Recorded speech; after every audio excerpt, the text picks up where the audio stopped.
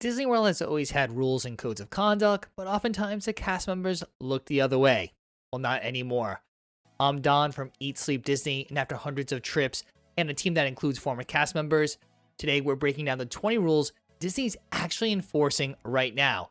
These are the ones that can get you stopped, fined, sent to the back of line, and stick around as we reveal the Disney rules that if you break them, could actually get you banned from the parks for life. Lightning Lane is Disney's paid service that lets you skip the lines, and it's not cheap. So when you've paid for it, you want that line moving, and Disney wants that too, which is why the leeway they used to give return times is shrinking. Show up way too early or way too late, and you're not getting through. And you're just backing everyone up behind you. And everyone tapping in actually needs to be on the reservation and have the same lightning lane. Trying to slide extra people through, and you'll get stopped and sent back and told to come back at your real time. Now, if something does go wrong, say a dining reservation ran long, or a ride you were on went down and blew your window, head to one of the blue umbrellas. The guest experience team can almost always fix it. It's one of the best services in the park, but that recovery is built for real problem. So arrive inside your window, tap in with only your party, and save guest experience when you truly need it. Now, speaking of paying for things, this next one can cost you actual cash. Advanced dining reservations open 60 days out, and grabbing hard-to-get tables feels amazing. Grabbing a bunch of them feels even better, but that's the trap. 60 days out, you have no idea how your days are really going to play out. Booking breakfast, lunch, dinner isn't planning, it's a form of hoarding, and it locks out families who actually show up. And here's the part with teeth. If you don't cancel less than 2 hours out for most restaurants, or just no show, Disney's going to charge you $10 per person. Party of 5? That's $50 for a table you never sat at. So the move is simple. If you know you're not going to use that dining reservation, just cancel it. Ideally, it's better to cancel 24 hours ahead so another family can grab it. But even if you're in the park and you do it at least 2 hours ahead of time, then you shouldn't be charged the fee.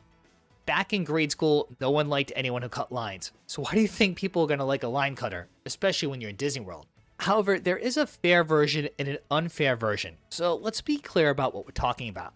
You have a family in line, and then one person steps out to use a restroom, or to take a little one, and then they shimmy back to the group. That's totally fine, no one's blinking. What's not fine is if one person holds a spot at the front of the line, then 30 minutes, 40 minutes later, 5, 6, 7 people funnel in later. Cast members are trained to watch for exactly that behavior, especially on headliners like Flight of Passage or Seven Dwarfs Mine Train. Get caught and your whole group gets sent back to the end of the line. Do it repeatedly and you could actually be escorted out of the park. So the fix is easy. Keep your group together from the start. Start out bathroom stops before you get in queue. And if someone does have to go, because listen, it happens to all of us, one person should step out, not the whole crew. And one last reason to keep up with the line. Every gap you leave actually inflates the posted wait time for everyone behind you. Plus, some of Disney's best details is hidden right in the queue. Go find the hidden Mickeys, not the shortcut. We're going to be honest with you, because I know this next one might sting, especially for families. But height requirements, they exist for safety, and cast members at every height checked ride are trained to hold the line on them. And listen, they've seen all the tricks. Stuffing shoes, standing on your tippy toes, styling your hair up high, none of it works. All cheating the system does is disappoint your child at the front of the line and setting a bad example. So do the prep instead. Measure your kids in the shoes they'll actually wear to the park before you go. And check the height requirement for every ride you're targeting right there in the My Disney Experience app. And keep in mind, there's rider swap for most rides, so you don't have to miss out if your kids aren't tall enough. Now, if you're planning your first Disney trip and already feeling overwhelmed with the height requirements, dining reservations, lightning lanes, we completely understand. That's why I want to make you a special offer. We want to send you a completely free copy of our Ultimate Disney World Planning Guide, just updated for 2026. It's over 50 pages of insider tips and tricks, covers everything we wish we knew before our first trip to Disney World. Plus, it includes a budget worksheet, planning list, and packing guides to help you go from rope drop to close. So, scan the QR code on screen or click our exclusive link down in the description and download your completely free copy right now. Now, if you didn't already know this, Heidi and I also run a channel called Eat Sleep Cruise. So we're very familiar with pool chair hogs. But this behavior is actually even coming to your Disney resort. Many Disney resorts have amazing pool areas, but when they were designed, they were never sized for today's crowds. So, during peak times of year, finding an open chair can feel impossible.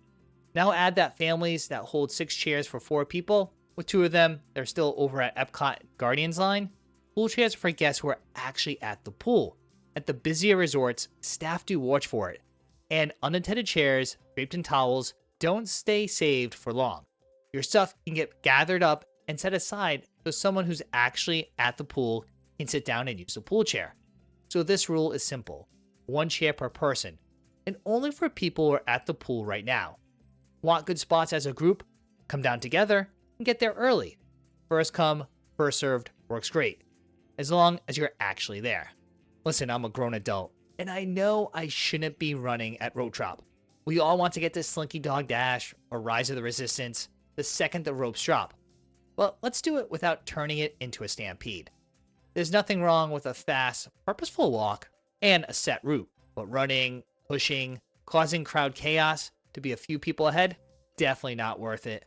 And cast members at Rope Drop will actually stop runners and remind them to walk.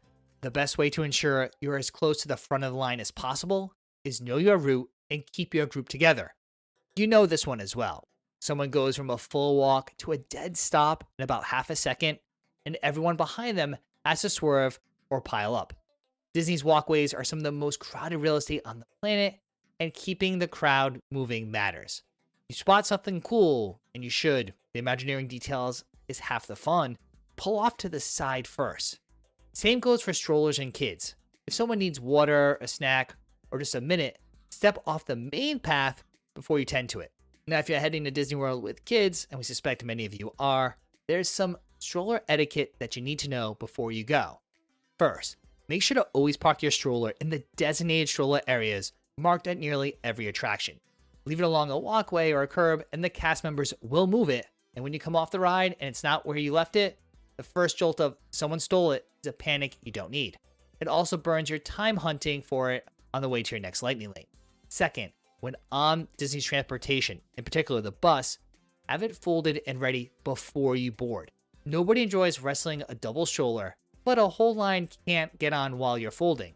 Need a minute, step aside and let people pass. Third, a stroller doesn't fit the same gaps you do, and clipped ankles are how you become the villain of someone's day. Same goes if you're on an ECD. Of course, Disney World has some of the most amazing and immersive rides anywhere, but it also has plenty of shows. And the venues at Disney World aren't big, and there's usually a good view from almost every seat. So when you plop down in the middle of an empty row, and honestly, the cast members, well, they won't have it. Cast members are going to have everyone slide down to the end of the row. Ignore the cast members' calls to slide down or move too many times, and they could ask you to leave. So when you enter any entertainment space, find your row and just head at far end, get comfortable, and skip the whole shuffle process. As the ghost host at the Haunted Mansion claims, no flash pictures please. We spirits are frightfully sensitive to bright lights. So take all the photos you want, just kill the flash. And in not that ride only, essentially any dark ride, like the Pirates of the Caribbean or Spaceship Earth. A bright pop on a dark ride wrecks the moment for everyone around you and lights up all the behind the scenes stuff Imagineers work hard to hide. Now we get it, most of the time it's simply an accident. You didn't realize the flash is on until it fires. So handle this before you enter the park. Turn your flash off on your phone or on your camera at the start of your day. At peak lunch and dinner times, tables at quick service restaurants, they're pure gold. And grabbing one before you have food or camping out long after you're done is what makes the whole room seize up. You send someone to hold a table while you wait in a long order line. Another family could have sat, eaten, and left in that time. The fix is one simple button, mobile order. Set your window in the app, pick up your food, and sit down as a group. Eat and move on.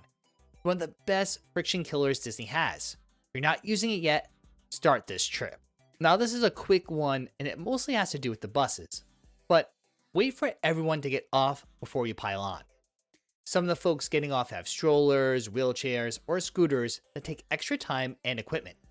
Hang back, let the driver call it, and then load up.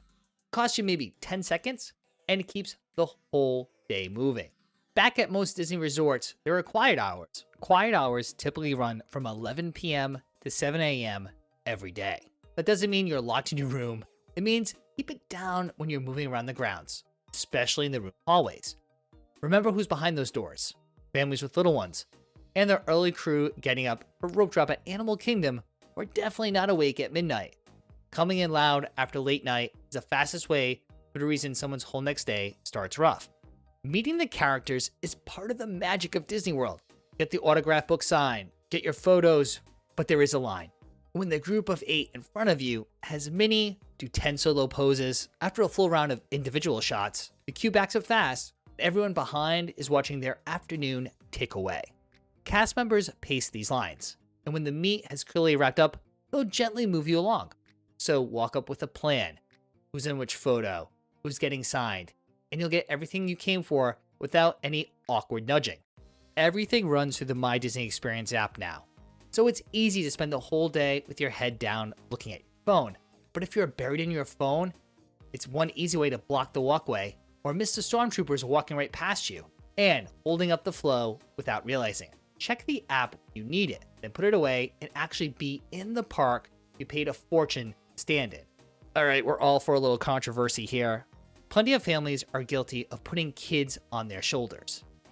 And we're not saying to never do this, it's where you do it. If you're up in front, simply don't do it. Everyone behind you now has to copy you just to see. Instead, let kids stand at the front while adults see over them. Hold them at eye level. Or if they're going to be on your shoulders, drift to the back of the crowd. And keep an eye on those balloons blocking the row behind you too.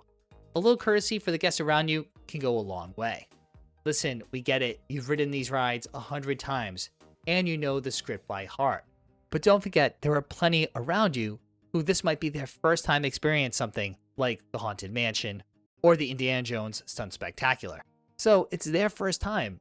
This isn't the place for your one-person show. You love the script? That's great. Recite it in your head. That way those around you can hear it the way it was meant to be. Here's a quick bonus tip while we're talking about shows. On a normal park day, now we're not talking about the 4th of July or Christmas week, you don't need to camp out on the pavement for hours to watch parades or the fireworks. This isn't Tokyo Disney after all. It kills your entire day and jams up the walkways for everyone. For Magic Kingdom fireworks, 45 minutes to an hour ahead is plenty. For Epcot, 30 to 20 minutes should suffice. And keep in mind that the parades in Magic Kingdom start in Frontierland and run all the way through Main Street. You can often get better seats last minute, closer to the beginning of the parade than on Main Street. So there's far more good real estate than most people think. Show up a little early and enjoy the rest of your afternoon and evening. Alcohol is available at most of the parks now, and drinking around the world at Epcot is a fun adult day. But there's a hard line between a relaxed buzz and becoming that group. And Disney is, first and last, a family place. Classic offenders are stumbling by time they hit France and the American Adventure, and cast members can and will have security escort intoxicated guests out of the park. Become abusive or unruly, and you could be banned from the parks for life. But luckily, this is easy to avoid. Pace it. Match each drink with water. Actually eat. Share pours to sample more while drinking less. And if you're chasing all 11 countries, spread it across a couple days, not an afternoon in the summer. The goal is to remember the day, not get walked out of the park. Cast members are a huge part of what makes Disney World magical, but they can't control everything. Long lines, ride breakdowns, sold out merchandise. God, that Florida weather. None of that is their fault. You're allowed to be frustrated, and you're allowed to bring something to their attention when you have a genuine issue or concern, but you're not allowed to unload on them, be abusive, or engage in disruptive behavior. It's exactly the kind of thing that gets you removed from the park. And here's a practical truth. They're far more likely to bend over backwards for you to help you when you're kind.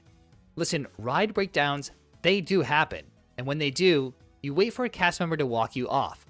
It's not a suggestion, it's a mandatory safety rule. You've seen the viral videos of guests climbing out of boats and ride vehicles on their own. I can tell you exactly how that ends. Those guests are removed from the park and then banned for life. It's not ever worth it.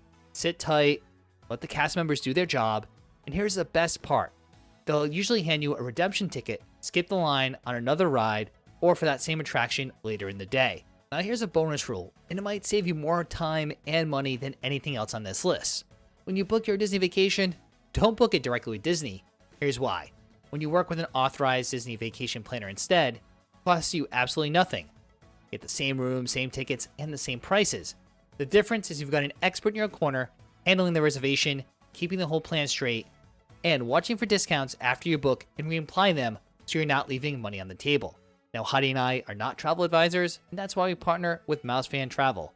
We love working with our personal consultant Blair, who does all the legwork for us and ensures we get the best available rate. Scan the QR code on screen or click our exclusive link down in the description to book your next Disney adventure with Mousefan Travel. And of course, we have plenty of Disney planning advice and tips videos right here on YouTube to help you stay one step ahead of everyone else on board.